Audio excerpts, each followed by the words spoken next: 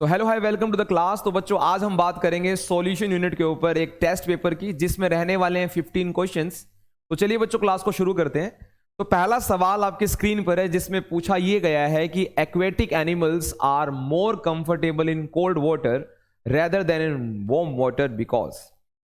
बच्चों मैं क्वेश्चन को शुरू करूं उससे पहले आपको बता देता हूं कि इन वीडियो लेक्चर्स के सहारे आप अपने आप को टेस्ट कर पाएंगे कि आप अभी प्रिपरेशन की कौन सी स्टेट में हैं, क्योंकि सीबीएसई जल्द ही एग्जाम कंडक्ट करने वाला है। तो इन वीडियो लेक्चर्स के सहारे आपको पता लग जाएगा कि किन टॉपिक्स पे समय खराब करने की जरूरत नहीं है और किन टॉपिक्स पर ज्यादा ध्यान देने की जरूरत है। ठीक है, तो चलिए पहले क्वेश्चन को शुरू करते हैं जिसमें बात की गई है बच्चों की एक्वेटिक एनिमल्स कोल्ड वाटर में ज्यादा कंफर्टेबल है as compare to warm water. ऐसा क्यों होता है? क्यों एक्वेटिक स्पीसीज कोल्ड वाटर में अपने आप को ज्यादा कंफर्टेबल पाते हैं? ठीक है, चलिए आइए। तो पहला ऑप्शन है बच्चों solubility of gas in liquid changes with pressure.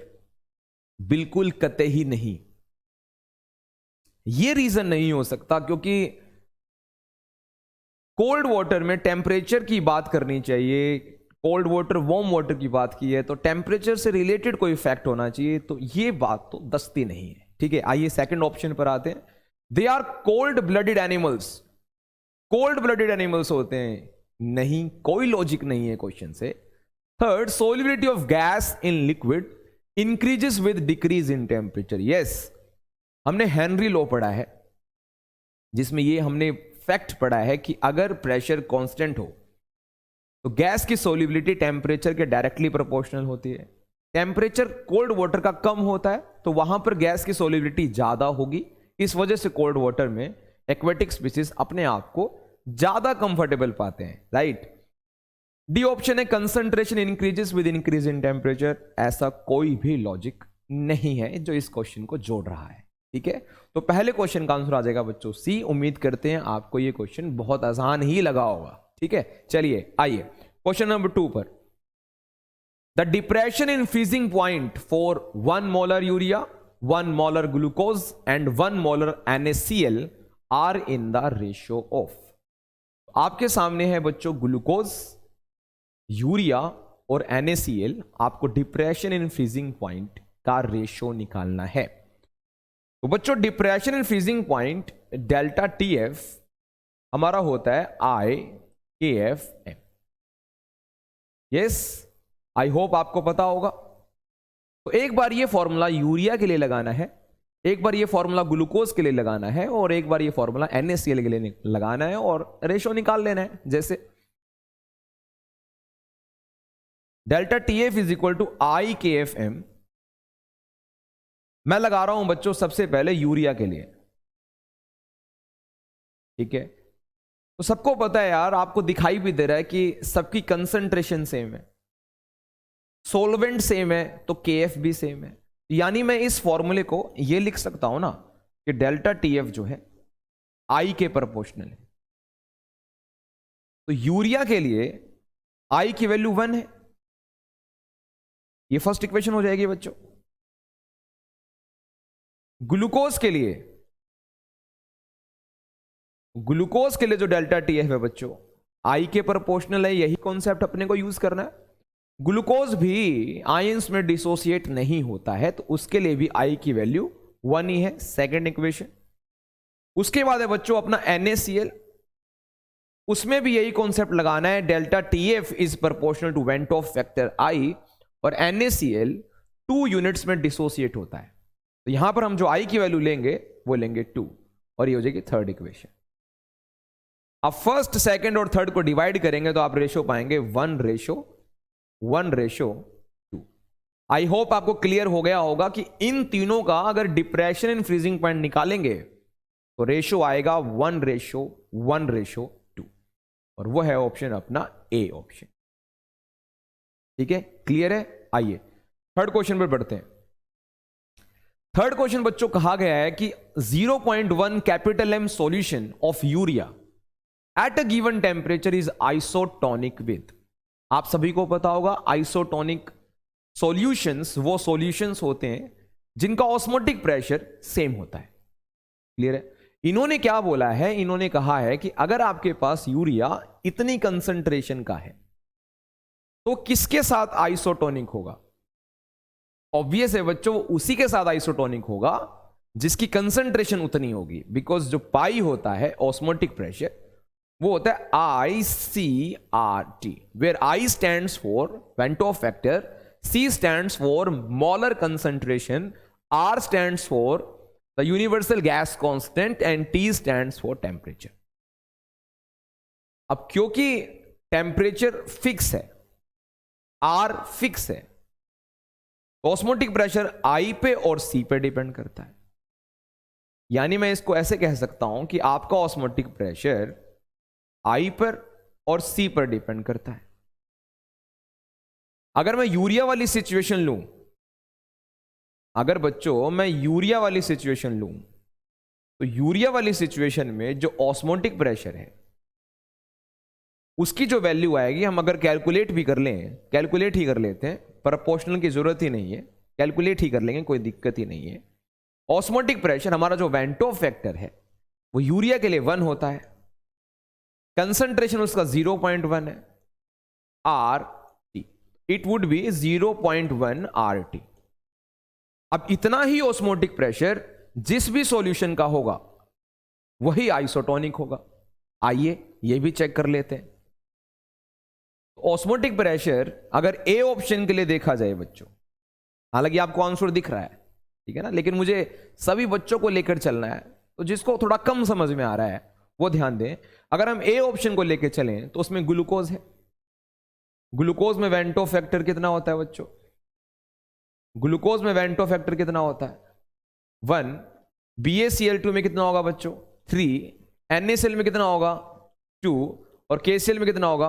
1, है ना। तो आपको आंसर तो मिल ही गया होगा। Pi is equal to I की वैल्यू 1, C 0.1 है ए ऑप्शन में, RT आंसर आ गया बच्चों 0.1 RT। तो 0.1 RT यूरिया का भी ऑस्मोटिक प्रेशर है और 0.1 RT ग्लूकोज का भी है। तो हमारा आंसर आ गया बच्चों ए। ठीक है, चलो आओ next question. Question number 4, liquid ammonia bottle is first cooled before opening because. जो लिक्विड अमोनिया की बोतल होती है उसको ओपन करने से पहले कूल क्यों किया जाता है? क्या रीजन पाएगा? ए ऑप्शन है vapour pressure increases on cooling, क्योंकि कूल करने से वेपर प्रेशर बढ़ जाता है। रॉन्ग। वेपर प्रेशर टेम्परेचर के डायरेक्टली प्रोपोर्शनल होता है। टेम्परेचर कम करोगे वेपर प्रेशर कम होगा, टेम्परेचर ज्यादा करोगे वेपर प्रेशर ज्यादा होगा। यह सीधा सा फैक्ट है। जो लिक्विड अमोनिया की बोतल होती है उसको अगर आपने खोला तो उसके वेपर्स निकलने शुरू हो जाते हैं। खोलने से पहले उसको अगर कूल कर लेंगे तो उसका वेपर प्रेशर कम हो जाएगा। वेपर बनने की जो स्पीड होगी, एस्केपिंग टेंडेंसी होगी, वेपर बनने की जो क्षमता होगी, टेम्परेचर कम करने के कारण कम हो गई होगी। वेपर अगर कम बनेंगे तो बोतल खोलने में हम भी कंफर्टेबल रहेंगे, क्योंकि ज्यादा नुकसान अमोनिया का नहीं होगा। कूलिंग करने का रीजन होता है कि कूलिंग करने से वेपर प्रेशर रिड्यूस हो जाता है, और वो अपना ऑप्शन है बच्चों सी। वेपर प्रेशर कूल करने से डिक्रीज हो जाता है, इसीलिए बोतल ओपन करने से पहले उसको कूल करते हैं ताकि वेपर्स एस्केप ना हो सकें। तो सी ऑप्शन इसका। हाँ बच्चों, आई होप आपको क्लियर है। आते हैं नेक्स्ट क्वेश्चन पे। 5th, greater the value of KH lower will be the. Solution unit में जो KH है वो हेनरीज कांस्टेंट को बताता है। जहां यह बताया जाता है कि हेनरीज कांस्टेंट का सिंबल KH है, और अगर इसकी वैल्यू ज्यादा है तो गैस की सॉल्युबिलिटी कम होगी, अगर इसकी वैल्यू कम है तो गैस की सॉल्युबिलिटी ज्यादा होगी। KH हर गैस के लिए डिफरेंट होता है, आई होप आपको पता है। तो KH की वैल्यू अगर ज्यादा होगी तो लोअर क्या होगी? सॉल्युबिलिटी। ऑब्वियस है, आसान क्वेश्चन था ना। आओ 6th क्वेश्चन पे। Give reason when 30 ml of ethyl alcohol and 30 ml of water are mixed, the volume of the resulting solution is more than 60 ml। कह रहा है कि अल्कोहल को और वाटर को, जो कि 30 ml के हैं, जब उनको मिलाया जाता है तो उनका वॉल्यूम जो आता है वो 60 ml से ज्यादा आता है। बच्चा सोचेगा ऐसे कैसे? 30 ml मिलाऊंगा तो 60 ml ही तो बनेगा। तो बच्चे अगर 30 मिलाकर आपको 60 ml मिल रहा है तो आपके पास यानी आइडियल सॉल्यूशन है, क्योंकि आइडियल सॉल्यूशन में ही चेंज इन वॉल्यूम 0 होता है। मिक्सिंग में चेंज इन वॉल्यूम कितना होता है? 0 होता है। वो आइडियल सॉल्यूशन है। ठीक है, अगर ये कह रहा है कि 30 मिलाने से 60 से ज्यादा हो गया है, या ये कह देता 60 से कम हुआ है, तो वो नॉन आइडियल सॉल्यूशन है। अब आपको ये पता लगाना है कि दो नॉन आइडियल सॉल्यूशन होते हैं। एक वो नॉन आइडियल सॉल्यूशन होता है जो रोल्स लॉ को पॉजिटिव डेविएट करता है, मतलब रोल्स लॉ को पॉजिटिव डेविएशन शो करता है, और एक सॉल्यूशन होता है जो नेगेटिव डेविएशन शो करता है।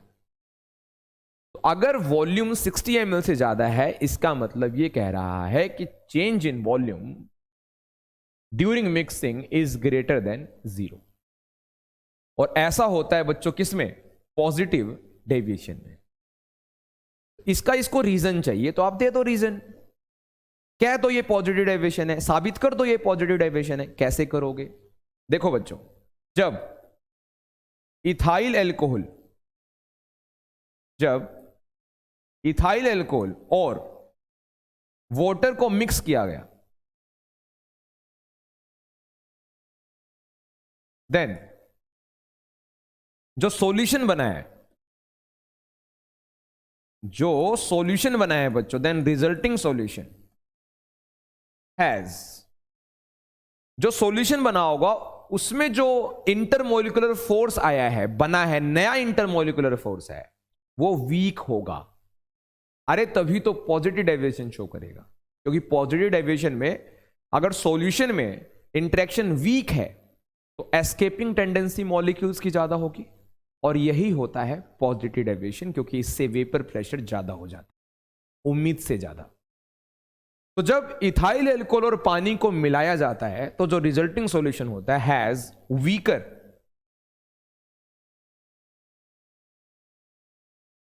Intermolecular force then that in pure ethyl alcohol and pure water। ठीक है ना? तो जो नया सॉल्यूशन बना है उसमें इंटरमोलिकुलर फोर्स वीक होता है, therefore vapours of resulting solution, या सीधी बात करें तो therefore molecules in resulting solution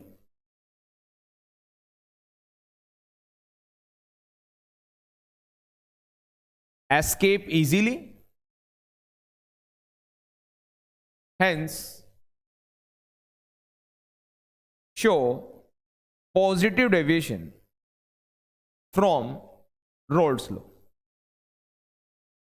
that is change in volume during mixing is greater than 0। इसीलिए 30 मिलाने से आपका आंसर 60 से ज्यादा आया, क्योंकि ये जो सॉल्यूशन बनेगा इन दोनों को मिलाकर, ये पॉजिटिव डेविएशन का केस है। आई होप आपको क्लियर हो गया होगा, ज्यादा समय यहां खराब करने की जरूरत नहीं है। आइए बढ़ते हैं नेक्स्ट क्वेश्चन पे। Give an example of a solution containing liquid solute in solid solvent. Solute हो लिक्विड और सॉल्वेंट हो सॉलिड, इसका सबसे बढ़िया एग्जांपल है यार, सबसे बढ़िया एग्जांपल क्या है? मर्क्यूरी इन सोडियम, यानी अमलगम कहेंगे उसको, amalgam of sodium. Mercury sodium के साथ प्रेजेंट है, तो वो जो अमलगम है सोडियम का, वो इसका बहुत बढ़िया एग्जाम्पल है। ठीक है, आप अपनी तरफ से और भी एग्जाम्पल दे सकते हैं, उसमें कोई दिक्कत नहीं है, बहुत सारे एग्जाम्पल है। ठीक है, आइए next question. Question number 8, how much urea, जिसका मोलर मास 60 ग्राम पर मोल है, ठीक है, should be dissolved in 50 gram of water so that its vapor pressure at room temperature is reduced by 25%. कितना यूरिया पानी के अंदर डालूं, पानी है 50 ग्राम, कि वेपर प्रेशर 25% तक कम हो जाए, कितना यूरिया मिलाया जाए, ये बातें कर रहा है। ठीक है, कोई दिक्कत नहीं है। हमारे पास एक फॉर्मूला है, वेपर प्रेशर का न्यूमेरिकल है। तो बच्चों देखो यार, आपका जो सॉल्यूशन यूनिट है उसमें 4 कोलिगेटिव प्रॉपर्टीज हैं, चारों का एक इंडिविजुअल फॉर्मूला है, एक ही फॉर्मूला है। ऐसा भी नहीं है कि 4-5 फॉर्मूले याद करने हैं एक टॉपिक पे, एक ही फॉर्मूला है। तो वेपर प्रेशर का ये फॉर्मूला है, मैं फॉर्मूला लिख देता हूं। We know relative lowering vapour pressure का फॉर्मूला क्या होता है, it is P nought A minus P A upon P nought A equal to X P, where A stands for solvent, B stands for solute. I think you know that, right. तो P nought A मैं मान लेता हूं बच्चों कि पहले जो vapour pressure था वो 100 यूनिट्स था। कितना था? 100 यूनिट्स। अब 25% रिड्यूस हो गया है, तो अब 75 यूनिट्स है। रिड्यूस्ड बाय 25%, अगर होता रिड्यूस्ड टू 25% तो 25 यूनिट्स लिखता, लेकिन है रिड्यूस्ड बाय 25%, तो 75 यूनिट्स मैंने लिख दिया। ये वैल्यू यहां रख दीजिए, 100 minus 75 upon 100। X B mole fraction होता है। मोल फ्रैक्शन कैसे निकलते हैं? बी के moles upon total moles. B के मोल्स निकलेंगे given mass upon molar mass. तो सोल्यूट का गिवन मास कितना है पता नहीं सर, वो तो निकालना ही है, W मान लीजिए, upon molar mass 60 upon A यानी सोलवेंट का given mass 50, molar mass 18, NB। तो बच्चों आप ऐसा कर लो, सोलवेंट अगर ज्यादा होता है तो सोल्यूट का मोल उसके मुकाबले नेग्लिजिबल होता है, तो मैंने NB को नेग्लेक्ट कर दिया। ऐसा कर सकते हो आप, इतना चलता है, ठीक है। तो वो आ जाएगा बच्चों 25/100 मींस 1/4। ये हो जाएगा W 18, नीचे हो जाएगा 60 और 50, 60 और 50। इसको सोल्व कर लेंगे, यहां से अपना W आ जाएगा बच्चों, क्या आ जाएगा? 60 50 उधर चले जाएंगे, 18 यहां आ जाएगा। इसको सोल्व कर लेंगे, हमारा आंसर आ जाएगा। कर लेंगे, ठीक है। ज्यादा समय यहां भी खराब नहीं करते हैं, आगे बढ़ते हैं। चलिए आइए, नेक्स्ट क्वेश्चन है, name 2 factors on which vapour pressure of liquid depend. 2 factors बताइए जिस पे वेपर प्रेशर डिपेंड करता है। ऑब्वियसली हर बच्चे को पता होगा। एक है बच्चों लिक्विड का नेचर, हर लिक्विड का अपना वेपर प्रेशर होता है, नेचर ऑफ लिक्विड। और एक होता है बच्चों temperature, effect of temperature. Nature of liquid and effect of temperature. Nature of liquid में अगर कुछ बताना हो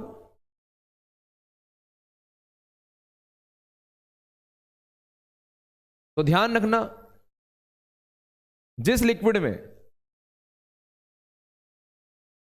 ग्रेटर होता है इंटरमोलिकुलर फोर्स,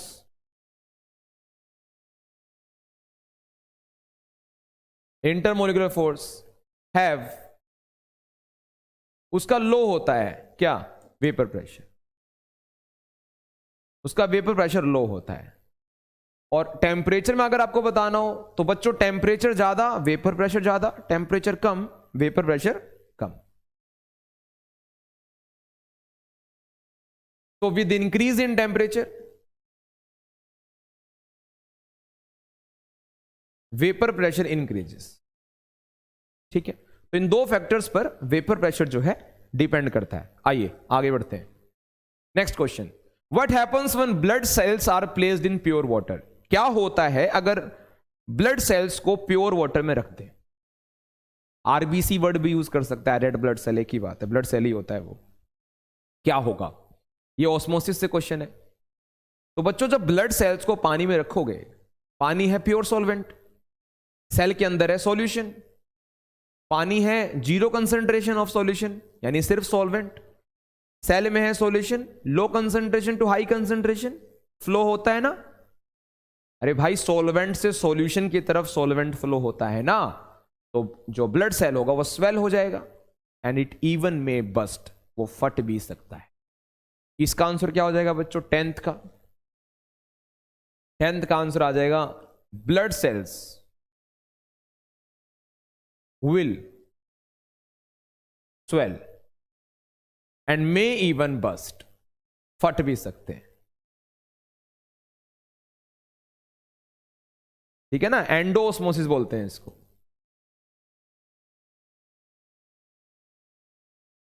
ठीक है जी, next define the term van't Hoff factor. यार वेंटो फैक्टर आपको पता है, इसका सिंबल आई होता है और आई का फॉर्मूला आपको बता रखा है।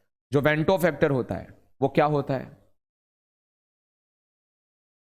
कितना सोल्यूट आपने लिया, number of moles of solute taken, और अब वो कितना हो गया, means total number of moles after association और डिसोसिएशन। ठीक है ना, ये भी आप बता सकते हैं आई की वैल्यू 1 होगी तो क्या होगा, ग्रेटर देन 1 होगी तो क्या होगा, लेस देन 1 होगी तो क्या होगा। ठीक है, आइए नेक्स्ट क्वेश्चन है 12th क्वेश्चन, एक न्यूमेरिकल है, आइए देखते हैं। 100 milligram of a protein okay is dissolved in just enough water to make 10 ml of a solution. If this solution has an osmotic pressure of 13.3 mmHg at 25 degrees Celsius, what is the molar mass of a protein? Means protein का कोई wait दे रखा है, उसको पानी के अंदर डाला है ताकि 10 ml सॉल्यूशन तैयार हो सके। इस सॉल्यूशन का ऑस्मोटिक प्रेशर गिवन है, मोलर मास मांगा है, यानी सीधा सीधा न्यूमेरिकल बच्चों ऑस्मोटिक प्रेशर का है। और ऑस्मोटिक प्रेशर का formula we know that pi is equal to ICRT। क्योंकि ये क्वेश्चन एसोसिएशन और डिसोसिएशन से रिलेटेड नहीं है, तो आई का जो वैल्यू है वो 1 है, तो फॉर्मूला हो जाएगा CRT। ठीक है, ऑस्मोटिक प्रेशर अपने को बच्चों mmHg में दिया हुआ है और R जो हम रखते हैं वो लीटर ATM पर केल्विन पर मोल ATM होता है। या तो दोनों को mmHg बनाओ, या जो आपको mmHg दे रखा है उसको ATM बना लो। ATM कैसे बना लोगे? 13.3 को 760 से डिवाइड करना होगा। अब ये आप देखो कैसे हुआ। ठीक है, C यानी कंसंट्रेशन, उसका फॉर्मूला आप जानते हो, number of moles upon volume of solution. R की वैल्यू जानते हो 0.0821 लीटर ATM पर केल्विन पर मोल। एंड टेम्परेचर इज बच्चों, टेम्परेचर कितना है 25 डिग्री सेल्सियस मींस 298 केल्विन। ठीक है, आगे कैरी ऑन करते हैं बच्चों। 13.3 upon 760 is equal to number of moles का फॉर्मूला होता है given mass upon molar mass. अब गिवन मास जो है वो तो दे रखा है 100 मिलीग्राम, और आपको पता है हम मास यहां ग्राम में रखेंगे, तो मिलीग्राम को ग्राम में चेंज कर लो बच्चों। 100 इंटू 10 की पावर -3, ये ग्राम हो गया गिवन मास। मोलर मास हमें निकालना है, वॉल्यूम दे रखा है बच्चों 10 ml, 1000 से डिवाइड होगा क्योंकि लीटर में रखा जाता है मोलैरिटी के अंदर वॉल्यूम, राइट। आर की वैल्यू 0.0821 और टेम्परेचर है 298। यहां से सोल्व कर कर आपको MB निकालना है। बड़ा आंसर आएगा क्योंकि प्रोटीन है ना, बड़ा आंसर आएगा क्योंकि प्रोटीन है। तो उम्मीद करते हैं कि आप इस क्वेश्चन को सोल्व कर लेंगे और बच्चे का देखा हुआ ही सवाल पाएगा। ठीक है ना, चलिए आगे बढ़ते हैं बच्चों। तो टोटल 15 क्वेश्चन हैं, अब आ गए हम 13 क्वेश्चन पर, 13th पर। आइए, calculate the molarity and molality of 15% solution by weight of sulfuric acid, density is given, atomic masses are given। ठीक है, तो बच्चों जो मोलैलिटी होता है स्मॉल m, उसका फॉर्मूला होता है number of moles of solute upon mass of solvent in KG. तो नंबर ऑफ मोल्स होता है गिवन मास अपॉन मोलर मास। 15% का मतलब बाई वेट क्या हुआ कि 15 ग्राम सोल्यूट है, सल्फ्यूरिक एसिड है, इन 100 ग्राम सॉल्यूशन, यानी जो सोलवेंट हुआ वो 85 ग्राम हुआ। 85 ग्राम क्या हुआ बच्चों? सोलवेंट हुआ। तो नंबर ऑफ मोल्स होता है गिवन मास यानी 15, मोलर मास H2SO4 का 98 होता है, समअप कर लेना, मास ऑफ सोलवेंट 85, केजी में चेंज करने के लिए 1000 से डिवाइड, ये आपका स्मॉल m आ जाएगा मोल पर केजी। उम्मीद करते हैं ये आपको क्लियर हो गया है। ठीक है जी, इस तरह से आप स्मॉल m निकालेंगे बच्चे, ठीक है ना। अब ऐसे अपने को कैपिटल M निकालना है, मोलैलिटी, वो कैसे करें, वो कैसे किया जाए वो भी देख लीजिए। जस्ट ए सेकेंड, थोड़ा सा स्पेस बनाना पड़ रहा है। ठीक है, अब कैपिटल M कैसे निकालते हैं? मोलैरिटी, सर वो निकालते हैं number of moles of solute upon volume of solution in litre. तो नंबर ऑफ मोल्स में तो कोई दिक्कत नहीं है, 15/98। वॉल्यूम सॉल्यूशन की कैसे निकाली जाए, क्योंकि वॉल्यूम तो गिवन नहीं है। तो बच्चों सॉल्यूशन की डेंसिटी गिवन है, तो आप मुझे बताएं डेंसिटी जो है सॉल्यूशन की गिवन है,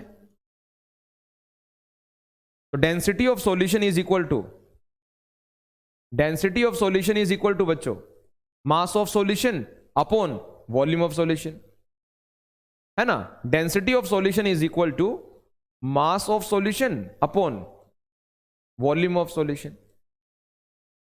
तो बच्चों वॉल्यूम ऑफ सॉल्यूशन क्या हो जाएगा? उधर, डेंसिटी इधर, यानी मास अपॉन डेंसिटी। मास कितना है सॉल्यूशन का? 100। डेंसिटी कितनी है? 10 पॉइंट कह रहा हूं मैं भी, 1.020। आप समझ गए ना बच्चे? वॉल्यूम की जगह पे आएगा mass upon density, mass upon density, ठीक है। लेकिन ये तो सेंटीमीटर क्यूब में है यानी मिलीलीटर में, तो 1000 से ये डिवाइड भी होगा ताकि लीटर में आ सके। इसको सोल्व कर लिया जाएगा, इससे कैपिटल M आ जाएगा। उम्मीद करते हैं बड़ा बेसिक सा सवाल था, डेंसिटी वाला सवाल आप कर लेते हैं, कोई समस्या नहीं है।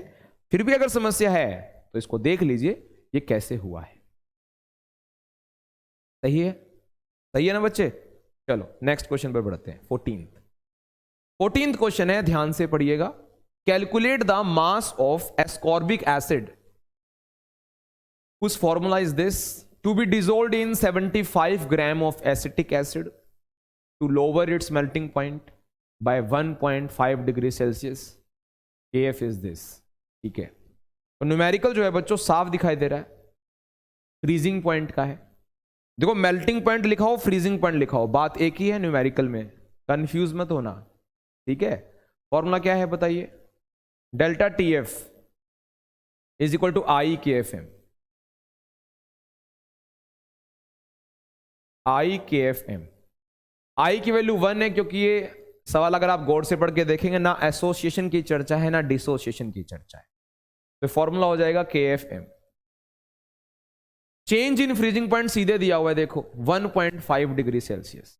चेंज डिग्री सेल्सियस में हो चाहे केल्विन में हो कोई फर्क नहीं पड़ता, तो ये आ गया 1.5। 1.5 इज इक्वल टू KF अपने को गिवन है 3.9 केल्विन किलोग्राम पर मोल।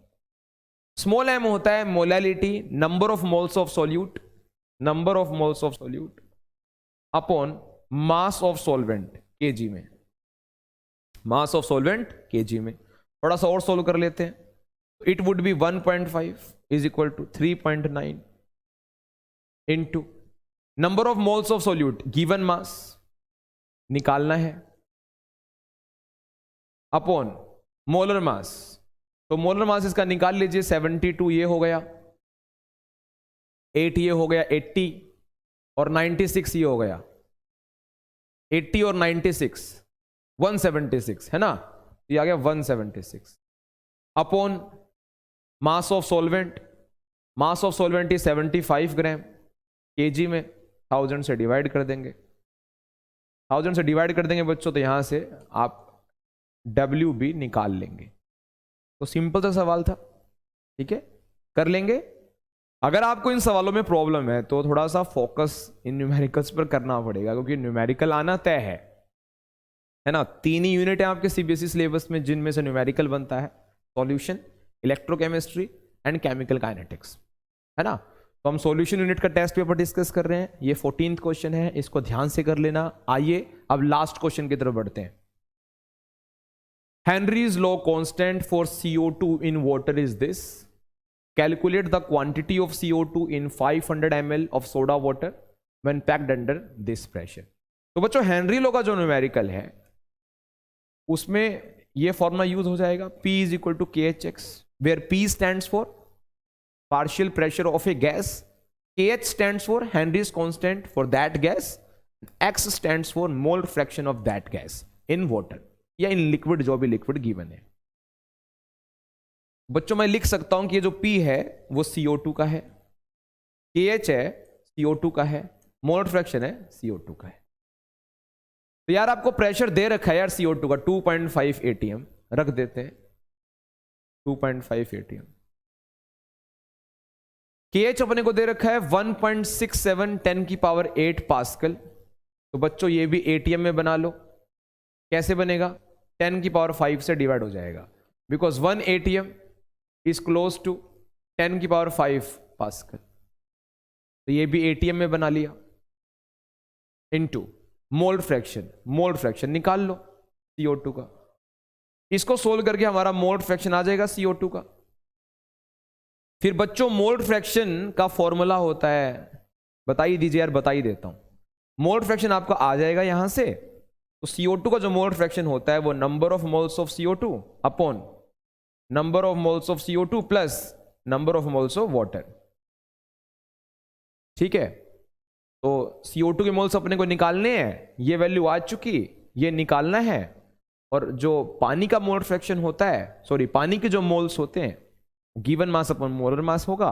पानी का गिवन मास है 500, 500 ml is 500 gram in case of water, क्योंकि पानी की डेंसिटी 1 ग्राम पर ml होती है, तो जो उसका वॉल्यूम है वही इसका मास है। तो ये 500 ग्राम अपॉन 18, इसको उधर ले जाना और CO2 का मोल निकाल लेना। CO2 का मोल पूछा है नहीं, क्वांटिटी पूछी है, तो आपको वेट तक जाना है। तो जब यहां से आपके CO2 के मोल्स आ जाएंगे, तब गिवन मास अपॉन मोलर मास यूज करके आप गिवन मास निकाल लेना, ठीक है। अगर ये क्वेश्चन सब्जेक्टिव है तो आप मोल पर भी छोड़ सकते हैं CO2 के मोल। ऑब्जेक्टिव में डिपेंड करेगा ऑप्शंस मोल में है कि ग्राम में है, उस हिसाब से सॉल्व हो जाएगा। तो बच्चों ये थे 15 सवाल। इस तरह का टेस्ट पेपर मैं आपका डिस्कस करवाता रहूंगा ताकि आपका भी प्रिपरेशन स्टेट चेक हो जाए कि आपकी फिलहाल यूनिट में टॉपिक्स कितने अच्छे हैं। तो इन 15 क्वेश्चंस को दोबारा देखिएगा। अगर किसी भी क्वेश्चन में कोई दिक्कत हो रही है तो उससे रिलेटेड टॉपिक को दोबारा पढ़ने की जरूरत है, और मैंने कोशिश की इन 15 क्वेश्चंस में हर एक टॉपिक को मैं कवर करवा सकूं। छोटे छोटे लेकिन अच्छे क्वेश्चंस हैं। चलिए फिर मुलाकात करते हैं आपसे अगले लेक्चर में, तब तक पढ़ते रहिए। Thank you.